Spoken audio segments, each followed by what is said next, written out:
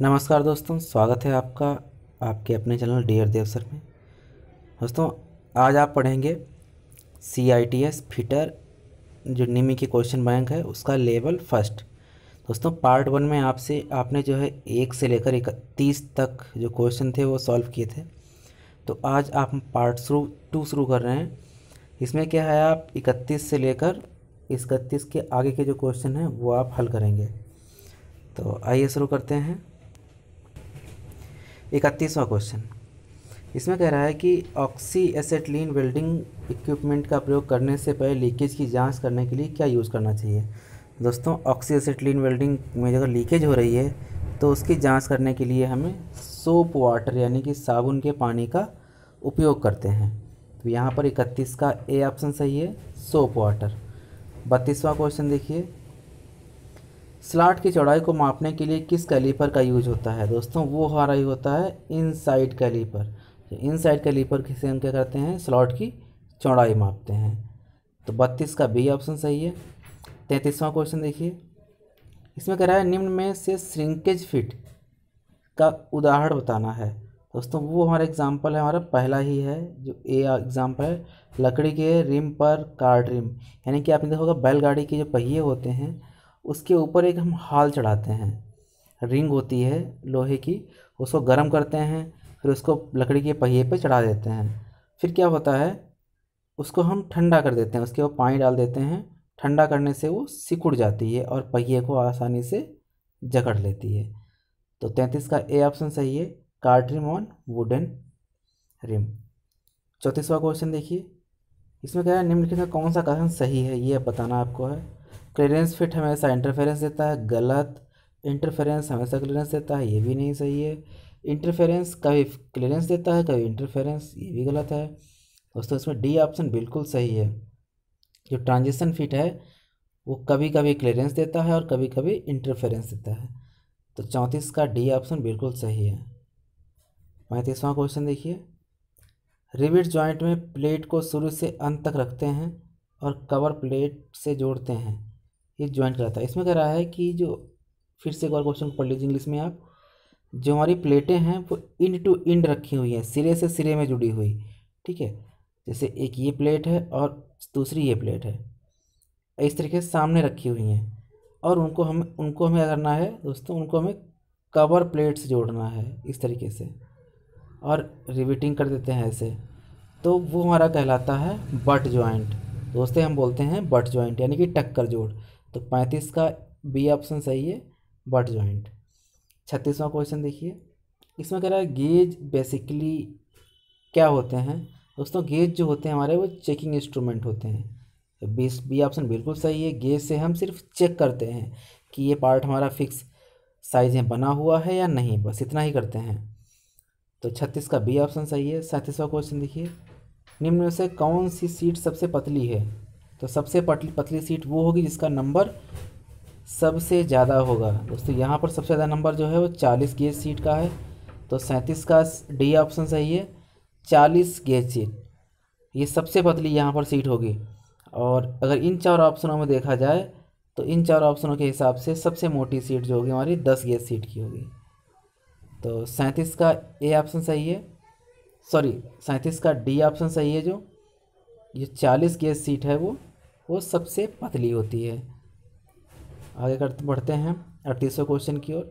इसमें कह रहा है भारतीय मानक के अनुसार स्लिप गेज के एक सेट में कितने स्लिप गेज होते हैं। दोस्तों, 112 पीस होते हैं। जो विशेष सेट होता है, standard special set of slip gauge होता है, उसमें 112 पीस होते हैं। तो 38 का बी ऑप्शन सही है, 112 पीस। 39वां क्वेश्चन देखिए, इसमें स्पार्क प्लग की गैपिंग की जांच कर रहा है। यहाँ पे देखिए स्पार्क प्लग में बहुत कम गैप होता है, उसकी जांच कर रहा है। तो किस इक्विपमेंट का यूज़ कर रहा है, आप देख सकते हैं यहाँ पे जो इक्विपमेंट हमारा है वो, उसे हम कहते हैं फिलर गेज, यानी कि इसका बी ऑप्शन सही है। तो बी ऑप्शन क्या आपका है, फिलर गेज, बिल्कुल सही है।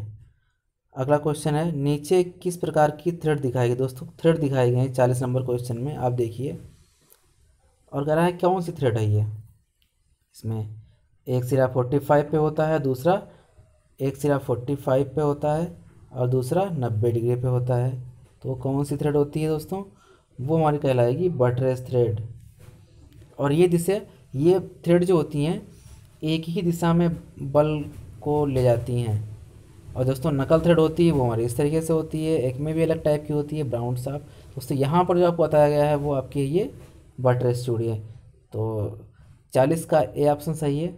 41वां क्वेश्चन देखिए, चेन ड्राइव में क्या यूज़ करते हैं। दोस्तों चेन ड्राइव में हम स्प्रॉकेट यूज़ करते हैं। आपने दोस्तों देखा होगा साइकिल होती है, साइकिल में चेन ड्राइव होती है, तो जो उसके गियर होते हैं वो जिस पर चैन चढ़ी होती है उसे हम स्प्रॉकेट बोलते हैं। तो यहाँ पे 41 का बी ऑप्शन बिल्कुल सही है, स्प्रॉकेट। 42वां क्वेश्चन देखिए, घूर्णी चाल क्या है। इसमें कह रहा है रोटरी मोशन क्या है। दोस्तों रोटरी मोशन क्या होता है, इसका डी ऑप्शन बहुत सही है कि मूवमेंट इन ए सर्किल, एक वृत्त में ही आप बार बार चल रहे हैं तो आपका वो रोटरी मोशन हो गया, यानी कि उसे हम घूर्णी गति कहते हैं। तो 42 का डी ऑप्शन सही है, a movement in a circle यानी कि वृत्त में चाल।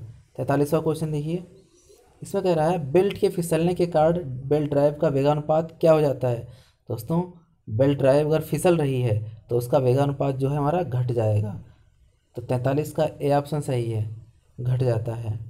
44वां क्वेश्चन देखिए, किसका उपयोग बड़े पैमाने के उत्पादन में टूल को गाइड करने और जॉब को पकड़ने के लिए होता है। दोस्तों अगर हम मास प्रोडक्शन कर रहे हैं तो वहाँ पर हम जिग का यूज़ करेंगे। दोस्तों जिग का क्या कार्य होता है कि टूल को पकड़ती भी है, गाइड भी करती है और जॉब को भी पकड़ती है।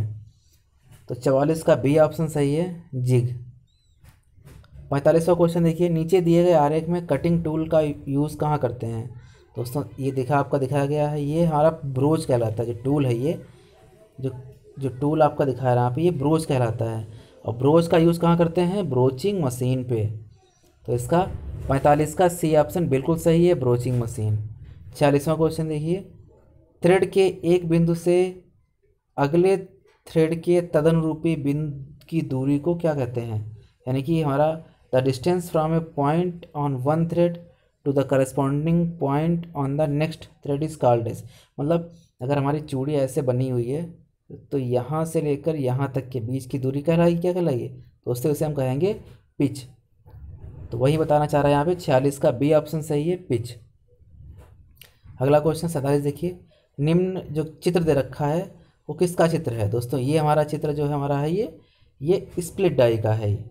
इसका सी ऑप्शन बिल्कुल सही है, चित्र जो है स्प्लिट डाई का है। और जो स्प्लिट डाई होती है, जो सारी डाइयाँ होती हैं वो हाई स्पीड स्टील की बनी होती है। किसकी बनी होती हैं, हाई स्पीड स्टील की बनी होती हैं। और जो आपकी स्प्लिट डाई होती है इसको हम क्या कहते हैं, बटन डाई भी कहते हैं। क्या बोलते हैं इसको, है बटन डाई भी कहते हैं। और इसमें जो ये स्लॉट कटे होते हैं आपके, इसमें आपके जो स्लॉट कटे होते हैं, ये स्लॉट कटा हुआ है, तो इसका यूज़ हम कहाँ करते हैं, इस डाई को एडजस्ट करने के लिए करते हैं। यानी कि जो डेप्थ ऑफ कट है उसको एडजस्ट करने के लिए करते हैं। और इस एडजस्ट किससे करते हैं, जो इसमें ये स्क्रू के लिए पॉइंट बने होते हैं उससे हम एडजस्ट करते हैं। तो यहाँ पे सी ऑप्शन सही है, स्प्लिट डाई। 48वां क्वेश्चन देखिए, शाफ्ट पर व्हील या पुली के घूमने से रोकने के लिए क्या यूज़ करते हैं। दोस्तों वो हम यूज़ करते हैं की, जो की है वो लगा देते हैं शाफ्ट और व्हील के बीच में। तो शाफ्ट और व्हील के बीच में की लगा देने से उसका आपस में जो रोटेशन है वो बंद हो जाता है। तो 48 का ए ऑप्शन सही है। 49वां क्वेश्चन देखिए, किस प्रकार का नट दिखाया गया है चित्र में नीचे। दोस्तों चित्र देखिए, ये नट आपका दिखाया गया है, कौन सा नट है, ये आपका है एक और नहीं है, सेमी फिनिश्ड भी नहीं है, विंग नट भी नहीं है, क्योंकि विंग नट आपका इस तरीके से होता है, इस तरीके से। ये आपका है स्लॉटेड नट। तो सी ऑप्शन दोस्तों से स्लॉट कटे हुए देखिए ये, तो ये स्लॉटेड नट है आपका, सी ऑप्शन बिल्कुल सही है। 50वां क्वेश्चन देखिए, नीचे दिए गए आ रहे हैं बी क्या है। तो इसमें बी आपको देखना है कि बी है क्या इसमें। दोस्तों बी जो आपका है ये, इसके बारे में पूछ रहा है ये। दोस्तों बी आपका है मेजर डायामीटर। और उसके बाद अगर ई की बात करें हम, ई, तो ई आपका है जो पिच सर्किल डायामीटर। सी आपका जो है इसे हम कह सकते हैं रूट डायामीटर या फिर माइनर डायामीटर, ये भी कह सकते हैं। आइए देखते हैं ऑप्शन में, जो 50 का ए ऑप्शन है, पिच है, ये भी नहीं है, ये बी है पिच डायामीटर नहीं है, सी इसका ऑप्शन बिल्कुल सही है, जो आपका बी से यहाँ डिनोट किया गया है, ये बी से, वो उसका यहाँ पे सी ऑप्शन सही है, मेजर डायमीटर है। 51वां क्वेश्चन देखिए, किस प्रकार की चाबी का आकार जो है अर्धवृत्ताकार होता है। अर्धवृत्ताकार मतलब चाबी हमारी ऐसे होगी, की जो है इस तरीके से होती है ऐसे दोस्तों, वो हमारी कहलाती है क्या, वुडरफ की। तो 51 का बी ऑप्शन सही है, वुडरफ की। आगे देखिए 52वां क्वेश्चन, आई बोल्ट का यूज़ कहाँ करते हैं दोस्तों। आई बोल्ट का यूज़ करते हैं भारी मशीनरी को उठाने और परिवहित करने में, for lifting and transporting heavy machinery. तो 52 का जो आपका है सी ऑप्शन बिल्कुल सही है। 53 क्वेश्चन देखिए, इस टूल में धातु पर चिन्ह लगाने के लिए धातु का तेज सिरा होता है। This tool has a sharp metal point for marking on tool. दोस्तों वो हमारा होता है स्क्राइबर। स्क्राइबर जो होता है उससे हम मार्किंग करते हैं। तो 53 का ए ऑप्शन सही है, स्क्राइबर। 54 क्वेश्चन देखिए, 54 क्वेश्चन, इसमें कह रहा है बाहरी माइक्रोमीटर यानी कि आउटसाइड माइक्रोमीटर के स्पिंडल में रैचेट स्टॉप क्यों देते हैं। दोस्तों वो देते हैं ताकि एक्सेसिव प्रेशर को प्रिवेंट करने के लिए, यानी कि अत्यधिक दबाव को रोकने के लिए। तो 54 का ए ऑप्शन सही है, अत्यधिक दबाव को रोकने के लिए। 55वां क्वेश्चन देखिए, 55 क्वेश्चन, यानी कि हमारे पास हेक्सा जो होते हैं ब्लेड, जो डिफरेंट पिच के होते हैं, तो जो सबसे कोर्स पिच होती है यानी कि मोटा पिच, जो कोर्स पिच होती है उसमें से कौन सी है दोस्तों, वो इसमें से है 1.8 मिलीमीटर जो पिच है वो कोर्स पिच कहलाती है। तो पहले 55 का ए ऑप्शन सही है, 1.8 मिलीमीटर। 56वां क्वेश्चन देखिए, इसमें कह रहा है सामान्यतः हथौड़ी जो होती है उसका हत्था जो है लकड़ी का बना होता है, वुडन का होता है हैंडल उसका, हैमर का, क्यों होता है दोस्तों। ये जो होता है हमारा एब्जॉर्ब करता है किसको, आघात को, शॉक को, यानी कि झटकों को सहन कर लेता है, इसलिए हम लकड़ी का बनाते हैं। तो 56 का बी ऑप्शन सही है, झटके सहन करने के लिए। 57वां क्वेश्चन देखिए, 57वां क्वेश्चन कह रहे हैं, इसमें कह रहा है फाइल का कौन सा भाग कठोर और हार्ड और टेम्पर होता है। तो फाइल का जो हमारा बॉडी होती है वो हार्ड और टेम्पर होती है, बाकी टैंक भी नरम होती है, फेरोल की बात तो छोड़ दीजिए, हैंडल तो लकड़ी का ही होता है। तो सी ऑप्शन इसका बिल्कुल सही है। 57 का जो बॉडी होती है वो हार्ड और टेम्पर होती है।